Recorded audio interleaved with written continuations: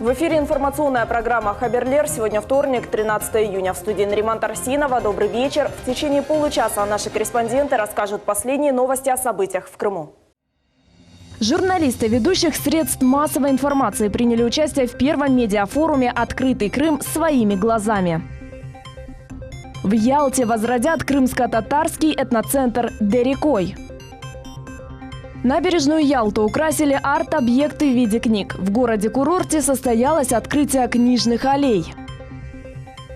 Настоящий розовый вальс. В Никитском ботаническом саду состоялось открытие выставки цветов. В курортном комплексе «Море» города Алушта прошел первый международный медиафорум «Открытый Крым своими глазами», в котором приняли участие журналисты ведущих средств массовой информации России и многих других стран. Подробнее в следующем сюжете.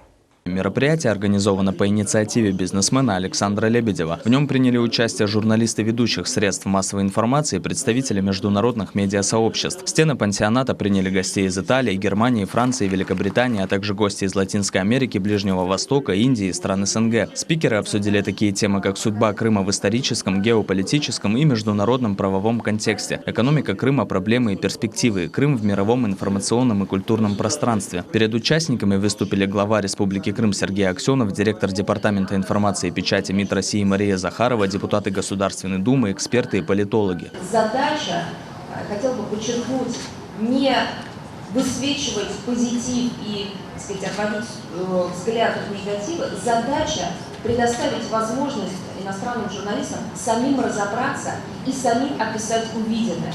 Баланс мы только можем надеяться, что будет соблюден. Но все это исключительно в руках иностранных корреспондентов.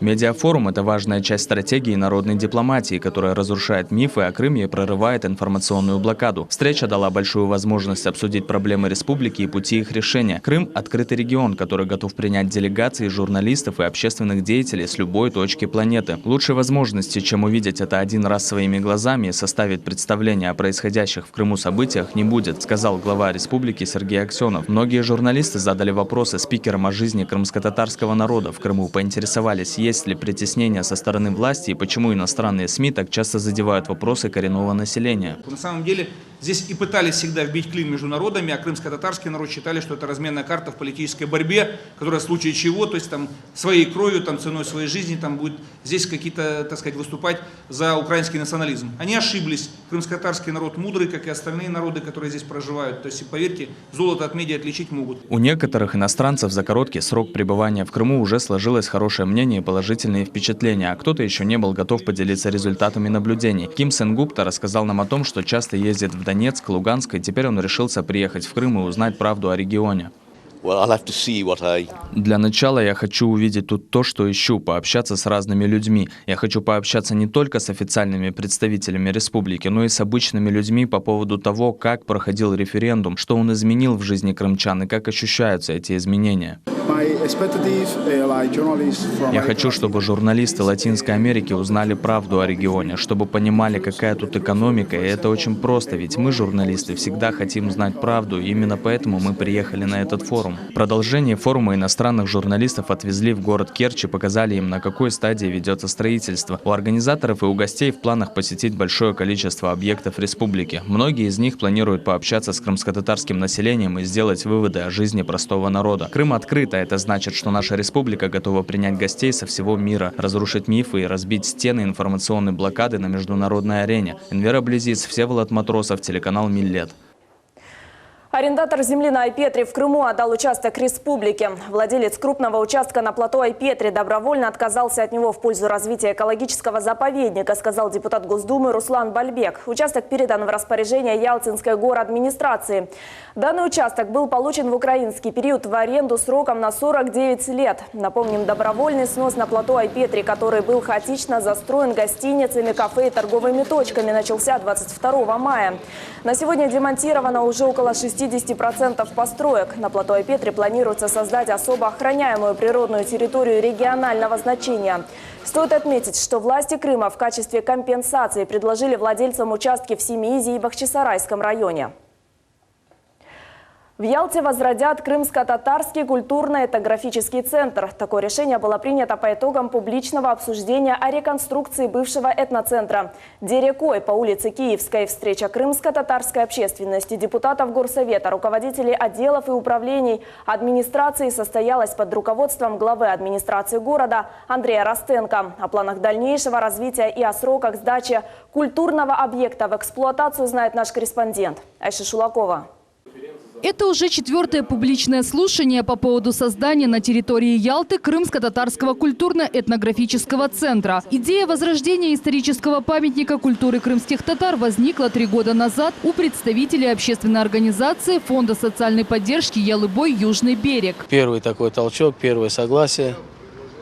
Вроде как прошли серьезный этап. Нам в этом помогает Руслан Исмаилович и глава администрации города Ялты Ростенко. У нас есть много желающих, которые готовы нам помочь, проспонсировать это мероприятие, чтобы построить хороший культурный центр в Ялте, чтобы он был один из достопримечательностей города Ялты. На собрании для присутствующих была представлена концепция и эскизный макет будущего этноцентра. Он будет состоять из 4 зданий, как существующих, так и новых. В нем планируется разместить творческие кружки и секции для детей, концертные конференц-залы, сертифицированные эль-ал-кафе и ремесленные цеха. По кругу будут располагаться бутики, чеканщики, кожевники, кто вышивает, кто фес делает, кто платье шьет. И там же у них будет площадка для реализации своей продукции. И там же в центре будет располагаться небольшой выставочный центр. То есть кто-то хочет там выставить свои картины, кто-то хочет выставить там свою керамику. Будут предоставляться площадки для организации выставок. На территории культурно-этнографического центра также будет располагаться Крымско-Татарский музей. Куда частные коллекционеры уже готовы, у нас есть согласие многих частных коллекционеров, предоставить свои музейные экспонаты для коллекции в данный музей на безвозмездной основе. Инициативу создания в Ялте такого центра поддержал и мэр города Андрей Ростенко. Он подчеркнул значимость этноцентра для сохранения исторического наследия крымско-татарского народа и для Ялты в целом. Я надеюсь, что на самом деле вот это конструктивное сотрудничество даст свои плоды и результаты. И очень хочется, честно говоря, чтобы быстрее появился такой хороший, я имею в виду востребованный именно и музей, и центр культурный. На сегодняшний день Ялта лишена площадок, где крымские татары могут обучаться декоративно-прикладному искусству, вокалу, танцам и культуре своего народа. Создание этноцентра позволит возродить забытые традиции. Когда сюда приезжают люди со всех концов света, не только с нашей большой страны, то естественно возникает вопрос, а какова же роль крымско-татарского народа в нашем регионе? И поэтому открытие этого культурного центра, оно имеет неприходящее значение сегодня для нашего города и для Крыма. Реконструкция и строительство новых зданий этнографического центра планируется за счет средств меценатов и спонсоров, в частности при поддержке фонда и развития исламской культуры и образования. Принято историческое решение по Крымско-Татарскому этнографическому культурному центру, который на протяжении 24 лет просто здание пустовало. На протяжении нескольких месяцев общественникам предстоит собрать и предоставить все необходимые документы. А сам проект планируют сдать в эксплуатацию в течение 2 лет. Айша Шулакова, Всеволод Матросов, телеканал «Миллет». 14 июня отмечается Всемирный день донора крови. Во всем мире в этот день добровольцы сдают кровь, тем самым спасают чью-то жизнь. В Симферопольский республиканский центр крови сегодня организованы пришли студенты агропромышленного комплекса и представители молодой гвардии. Тему продолжит София Шукурова. Каждый год в нашей стране более 1,5 миллиона человек остро нуждается в переливании крови. Регулярно в Крыму организовывают благотворительные акции, в которые каждый желающий может принять участие и стать донором. Общественная организация «Молодая гвардия» организовала акцию «Твори добро». Принять участие в акции и поделиться кровью решили студенты агропромышленного колледжа Крымского федерального университета. Как только они нам такой призыв кинули, мы не могли остаться равнодушными к проблемам больных детей. И со студентами совместно сдаем кровь. Это гражданский долг каждого гражданина Российской Федерации – помогать другим людям и творить добро. Ежедневно в Симферопольский центр переливания крови приходит до 100 человек. Первым делом все желающие регистрируются, заполняют анкеты донора. Чтобы получить допуск к донации, необходимо пройти предварительный осмотр, анализы, беседа с терапевтом. Если все показатели в норме, то врач определяет, каким будет вклад донора в банк крови. По установленным правилам, здоровый человек без ущерба для организма может сдать около 450 грамм. Врач-терапевт-трансфузиолог Зулхумор Мирмуминова признается, с порога чувствует каждого донора, как он выдержит донацию. Зачастую несостоявшихся доноров подводят питание перед сдачей крови. Легкий завтрак, не жирный, не жареный, копчености, пряности нельзя в это утро, конечно. Обязательно обильное питье. Перед экзаменами, перед психоэмоциональными нагрузками тоже сдавать кровь не рекомендуется.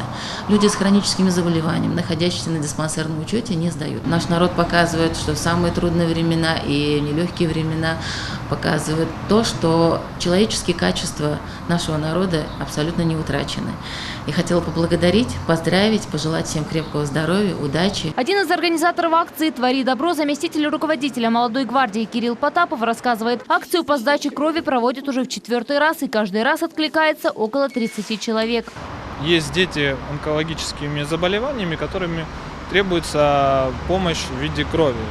Ребята приходят с пониманием того, что нужно помогать людям, которые находятся в беде, и если есть такая возможность, то на своем примере продемонстрировать, что каждый из нас может сделать доброе дело и спасти ту жизнь. Стоит отметить, что Кирилл и сам донор, он уже в 5-й раз сдает кровь. С целью благотворительной.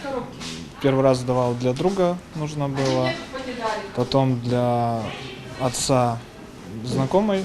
Ну и потом вот у нас уже традиционная акция сдачи крови по молодой гвардии, акция «Твори добро». Для детей онкобольных из нашего Крымского республиканского диспансера. И мы помимо того, что сдаем кровь, мы компенсацию, которая причитается в качестве за обед, собираем и также отправляем для детей в этот фонд. А вот Татьяна Рудько впервые решила поделиться кровью. Признается, волнительно, страшно, но ради благих намерений готова. Донорство для меня – это очень хорошее дело, потому что мой одногруппник болел раком, и было очень тяжело найти для него кровь. Поэтому, когда мы узнали, что молодая гвардия ищет доноров, чтобы поучаствовать в акции, с удовольствием согласились, чтобы больше никто так не нуждался, как наш одногруппник. Кровь сдана, а что же дальше? Здесь можно получить справку о донации. Бухгалтер Симферопольского центра переливания крови Нина Менчикова рассказала, как воспользоваться донорской справкой. Эта справочка предоставляется в день кровосдачи. Значит, она дает сегодня день выходной и любой день в течение года. Еще выходной оплачиваемый день, он и либо к отпуску присоединяется, либо как в виде отгула. Денежная компенсация рассчитана на питание, то есть компенсируется донору питание, чтобы он пополнил запас своих сил. По словам врача-трансфузиолога отдела комплектования донорских кадров Республиканского центра крови Людмилы Исаевой, на сегодняшний день в Крыму насчитывается около 6 тысяч доноров, среди которых есть почетные доноры России. Польза донорства есть безусловно. Прежде всего, это для состояния самого организма донора. Происходит после донации как бы встряска, омолаживание, вырабатываются новые клетки, повышается иммунитет. Организм как бы становится тренированным к кровопотере, и это особо важно для таких профессий, которые связаны с риском. Следует отметить, что в этот день медицинские станции и центры по переливанию крови открыты для всех желающих. Согласно статистике, 14 июня пункты сдачи крови принимают невероятное количество добровольцев. Каждый из них стремится внести свой вклад в развитие донорства во всем мире. Благодаря таким людям ежедневно спасаются миллионы жизней. София Шукурова, Умер Мустафаев, телеканал «Миллет». Телеканал «Миллет» при поддержке Россотрудничества уже вещает в Узбекистане, где проживает большое число крымских татар, попавших туда во время депортации. Теперь наши соотечественники могут получить объективную, качественную и оперативную информацию о событиях в Крыму. Как сообщили представители организации «Крымские татары» в Узбекистане, сейчас активно проводится акция по установке старикам и малоимущим из числа крымских татар параболических антенн настройкой на телеканал «Миллет». День России с размахом отметили жители Бахчисарая. Концертная программа с участием Родиона Газманова, развлекательные конкурсы, викторины и многое другое. В этот день для бахчисарайцев была организована масштабная развлекательная программа. Все подробности знает наш корреспондент Энвер Аблязис. Для крымчан этот праздник стал уже привычным и родным. День России также часто называют Днем независимости. Отмечается он ежегодно 12 июня. На главной площади Бахчисарая организаторы праздника постарались на славу. Собрали всех горожан, а также гостей города и подарили им море радости. Рифат Дердаров, председатель Бахчисарайского районного совета, рассказал, что искренне хочет, чтобы Бахчисарай был одним из самых процветающих уголков на полуострове, как это было во времена Крымского ханства. Великий день великой страны – это сегодня День России. Хотелось бы пожелать, чтобы каждый человек был защищенный, чтобы каждый человек был нужный, уважаемый. И мира хочется пожелать всем, прежде всего, процветания, развития. Яркая концертная программа стала украшением праздника. Главным гостем на этом мероприятии был российский эстрадный исполнитель Родион Газманов. Он тепло поздравил крымчан с Днем России и исполнил свои лучшие композиции. Искал тебя на земле, я искал тебя в космосе. Очень много людей, уже есть и туристы, и местные жители. Ну и хочу от всей души поздравить всех россиян с таким праздником. Желаем всем единения, здоровья, единства. Да. Больше всего этот праздник запомнился самым маленьким жителям Бахчисарая, которые ликовали до самого заката солнца. Именно для них было множество развлекательных конкурсов, викторин, танцев, горы сладостей и напитков. Клоуны с разукрашенными лицами и театр на ходулях порадовали как детей, так и их родителей. У нас здесь собралось удивительно много людей на площади города. Все этому очень рады и пришли посмотреть и вместе отпраздновать этот удивительный праздник. Сегодня отмечаем День России в нашем городе. Встретила свою подругу Настю. А также сегодня выступает Родион Газманов. Увидели многие танцевальные конкурсы всех танцевальных студий. Местный житель Игорь Киселев рассказывает, приятно посещать такие праздники. Он подчеркнул, что важно жить в мире и согласии всем народам страны. Да, вот я с флагом стою, видишь, я Путина, я не одел ни Гитлера, я не одел... Там я знаю, что я одел его, потому что я его люблю, это человек-миротворец. То есть праздник России – это праздник миротвория. Уже 4-й раз крымчане отмечают День России. С каждым годом празднования становятся все более масштабными. Энвер Аблязис, Дмитрий Низовой, телеканал Миллет. В городе Саки состоялась презентация книги «Саки. Старейший курорт России». В сборнике повествуется о развитии колыбели отечественного бальнеогрязелечения Сакского курорта, а также о людях, благодаря которым небольшое село выросло в город-курорт. Тему продолжит наш корреспондент Ферида Халикова. Саки – динамично развивающийся город западного побережья Крыма, расположенный в 4 километрах от Черного моря. Он окружен озерами, одно из которых – настоящий кладезь лечебных грязей. Сакское соленое озеро – основа Сакского курорта. Ему около 5500 лет. Слава и известность курорта с годами значительно возрастала. В 1835 году здесь лечилось 165 пациентов. Одним из них стал Николай Гоголь. И, как потом писал Василию Жуковскому, он пачкался в минеральных грязях. Администрация города Саки в обязательном порядке посетила презентацию, так как именно ею было поручено написание книги. В культурной составляющей любого города, людей, проживающих на территории, есть тоже общие какие-то моменты, которые объединяют город, да, историю его, преемственность его, корни, опять же, семьи, глубину. Я думаю, что как в семье это семейный альбом, а в городе должна быть книга, которая описывает территорию, где человек проживает. Это прекрасно, я считаю, что больше такая моральная, хорошая поддержка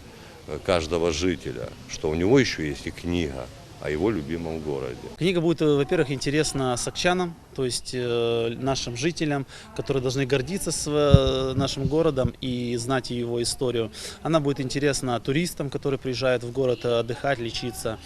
Она будет интересна городам-побратимам, которые есть у города Саки, не только на территории Российской Федерации, но и дальнего и ближнего зарубежья, чтобы побратимы знали, да, с кем они сегодня дружат, с каким городом, с каким большим потенциалом. Как рассказывает редактор книги Эльвира Корук, работа была сложной и долгой, заняла около 7 месяцев, но несмотря на это в планах еще много изданий, так как история города Саки очень богатая. Тираж издания 1000 экземпляров, печаталась она в типографии в Воронеже.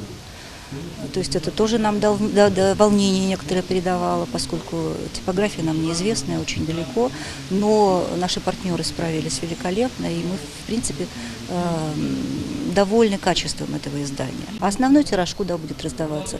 Это библиотеки, школьные библиотеки, это выставки, ярмарки. Она будет во всех санаториях, естественно, всем авторам будет роздана. В музее, конечно, будет. Но мы рады, если эта книга получит вот такой интерес читателя нашего, и очень надеемся на это. Директор музея краеведения и истории грязелечения города Саки Марина Задорожная, являясь также автором 4 глав издания, посвященных санаториям города, рассказывает: город богат активными и целеустремленными людьми, которые работают на благо своего края. Когда книга пишется о людях, которые рядом с тобой, а тем более о предках наших, да? Ведь это очень чувствительно для каждого из нас. И поэтому, конечно, эта книга очень важна для нашего города, потому что мы гордимся нашим городом, и вот эта книга, она должна подтвердить, что да, мы достойные потомки, достойных предков, и что мы живем в прекрасном городе, и мы должны быть мудрыми, честными, добрыми, справедливыми людьми, хорошо воспитанными людьми, потому что если за нами стоит такая история, ну как же мы можем быть другими, правда? На презентации книги также присутствовал президент региональной общественной организации Общества крымских татар-ингишав, член Совета при президенте Российской Федерации по межнациональным отношениям Искандер Белялов. Предполагаю, что в ней много что написано именно о курорте, именно о тех личностей, которые проживали, которые руководили этим городом. Я думаю, здесь может в этой книге много будет написано о тех людях, которые дают здоровье людям, так как все-таки город Саки – это город-курорт. Идея создания этой книги именно про город Саки – это, конечно, очень хорошее мероприятие. И думаю, эта книга и эти люди, которые написали эту книгу, войдут в историю именно Крыма и города Саки. Авторы книги «Саки. Старейший курорт России» уверены, издание получит признание не только жителей города и полуострова в целом, но и всех тех гостей, которые приедут посетить колыбель больня грязелечения. Ферида Халикова, Мухаммед Несторов, телеканал Милет. В Ялте состоялось открытие книжных аллей. Теперь набережную города украшают тематические арт-объекты в виде книг, а для ценителей литературы ежедневно проходят тематические встречи с писателями и деятелями культуры. Презентации книг. Крымчане, поэтесса Ольга Голубева и писатель Аблязис Велиев провели круглый стол на тему «Перевод как средство межкультурной и межязыковой коммуникации». Тему продолжит Айша Шулакова. Тема круглого стола посвящена переводу в современном мире не случайно. В Крыму проживают представители различных национальностей. Поэтесса, переводчик, член Союза писателей Крыма и России Ольга Голубева поделилась, что для уважения и взаимопонимания народов нужно понимать друг друга, а огромную роль в этом играет перевод. У поэтессы уже есть книга переводов, стихотворений крымско-татарских поэтов Севги Бахчасында «В саду любви». В этом году, кстати, планируется переиздание новой этой книги. Будет новое издание, дополненное, переработанное. Будут те же самые, собственно, авторы, но кое-что и новенькое добавится. Конечно, и войдет и Ашик Умер, и Мустафа Джавхири, это классики, 17 век, и наши современники, и ушедший от нас Шакир Селим, абсолютно новые переводы я его сделала. В этом году у него год юбилейный, 75 лет Шакиру Селиму исполнилось. И новые переводы Аблязиза Велиева, Ширьяна Али. В общем, я думаю, будет интересно. В ходе встречи состоялась премьера нового стихотворения «Калмычка» писателя, поэта, члена Союза крымско-татарских писателей Аблязиза Велиева. Ольга Голубева перевела его на русский язык. Затем авторы читали дуэтом. В свою очередь, крымско-татарский поэт отмечает, что перевод – это некий мостик между людьми, а сами переводчики служат для сближения людей. Я переводил очень много стихов, рассказов, в том числе русских авторов, например, Пушкина, Лермонтова, Маршака, Агния Барто и нынешних поэтов, вот до Ольги Голубевой. Даже несколько лет назад Ольга Ханым выпустила такую книжонку «Севги Бахчасында в саду любви». Редактором являюсь я. За эту книгу она получила международную премию имени Бекира Чобанзаде. На мероприятии присутствовали поэты, писатели, творческие люди, а также гости из Санкт-Петербурга. Стоит отметить, что проект «Книжные аллеи» реализуется в рамках фестиваля «Великое русское слово» совместно с Санкт-Петербургом и Мининформом Крыма. Крымская поэтесса Ольга Голубева для гостей мероприятия продекламировала стихотворение о Крыме и дружбе народов. Когда бы в Крым ты не приехал, здесь встретят ласково тебя. Услышишь ты «Салям алейкум», «Хош келдинес» и «Мираба». Ласкаво просимо и здравствуй, привет, с приездом, будь здоров. Переплетение песен, красок, культур, традиций, языков – все это Крым, родной и разный. Сотрудники Крымско-татарской библиотеки имени Исмаила Гаспринского выступили с докладом о переводной литературе, которая имеется в фондах библиотеки. Ведущий библиотекарь Севиле Гафарова рассказала о спросе на данную литературу. Это очень актуально, особенно сейчас проводятся все различные школьные конкурсы, которые просят переводы, и очень много учителей, учащихся приходят, и очень приятно слышать на своем родном языке переводы многих всемирно известных писателей и поэтов. Это не только русская литература, но это мировые, всемирно известные классики. По словам организаторов, проект «Книжные аллеи» позволит привлечь современных писателей на полуостров, а Ялта смело может претендовать на статус летней курортной столицы России. Айша Шулакова, Всеволод Матросов, телеканал «Миллет». В Алуште на горе Демирджи прошла акция, посвященная Дню России. Самые смелые молодые люди Крыма собрались здесь, чтобы получить порцию экстрима. На ней собралась самая смелая экстремальная молодежь Крыма. Наша съемочная группа также побывала на месте событий.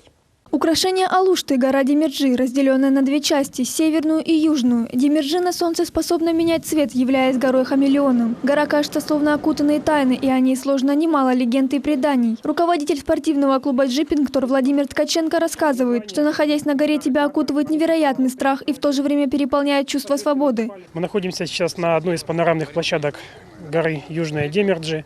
И вот у нас сегодня такой есть необычный момент, когда мы можем наблюдать сразу одновременно три моря. Первое – это Черное море, Каменное море и море из облаков.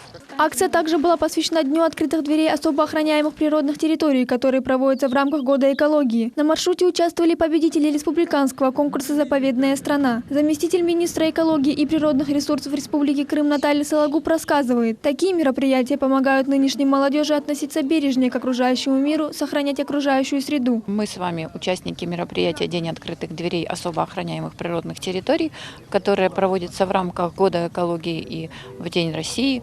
И сегодня вместе с нами участвуют в этом экологическом маршруте победители республиканского конкурса «Заповедная страна», марш парков, который мы проводили в рамках республиканской акции «Крым. Регион экологической безопасности и чистоты». А также с нами присутствуют представители наших коллег с Красноярского края, которые возглавляют аналогичную особо охраняемые природные территории для обмена опытом.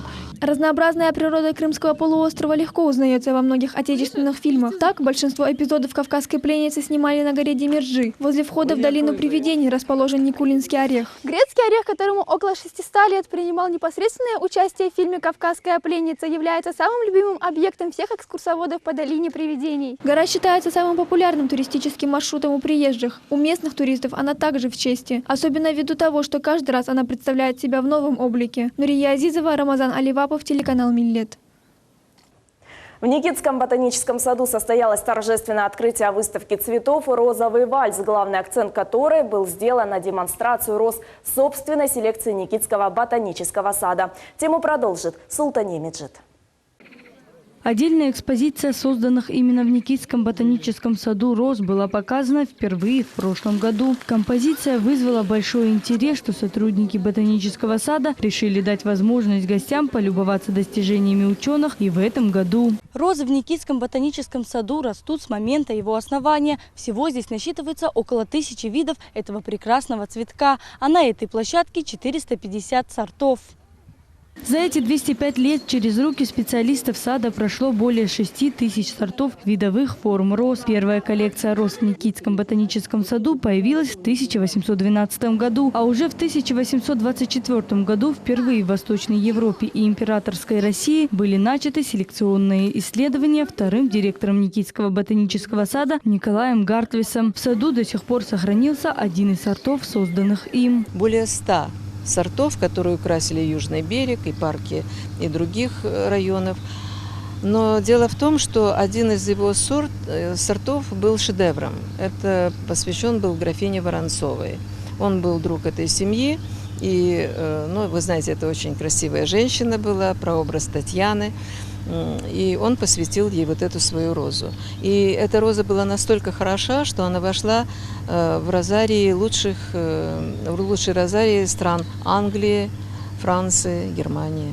На сегодняшний день на территории Никитского ботанического сада растут розы, привезенные со всего мира, а также розы, созданные научными сотрудниками лаборатории цветоводства ботанического сада. Стоит отметить, что в 2018 году вблизи парка Приморский планируется открытие нового розария. Мы представляем те сорта, которые создали наши селекционеры, самые лучшие, что есть в мире, и развитие как раз этого направления у нас идет в плане создания нового розария.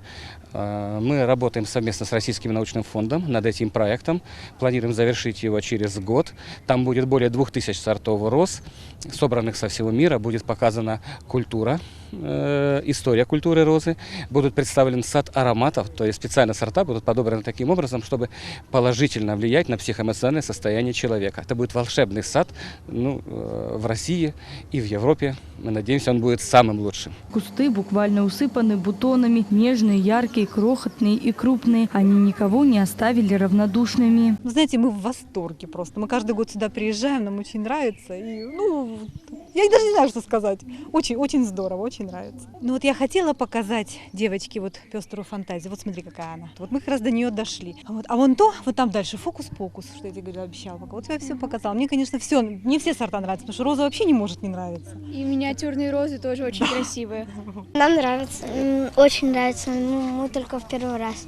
Нет, я здесь уже была, только не на воле роз. В данном розарии в первый раз. Давно-давно была еще в Советском Союзе. А сейчас в полном восторге. Очень все нравится, шикарно. Все шикарно. Розы очень красивые, очень много сортов. С удовольствием провела здесь день. В сентябре этого года к 205-летию Никитского ботанического сада здесь откроется отреставрированный парк Монтедор, в котором будут обустроены места для семейного отдыха. Султания Меджид, Умер Мустафаев, телеканал Миллет. На сегодня у нас все. Корреспонденты Хаберлер продолжают следить за ситуацией на полуострове, чтобы вы своевременно получали достоверную и объективную информацию о событиях в Крыму. Увидимся завтра в 13:30. Приятного вечера.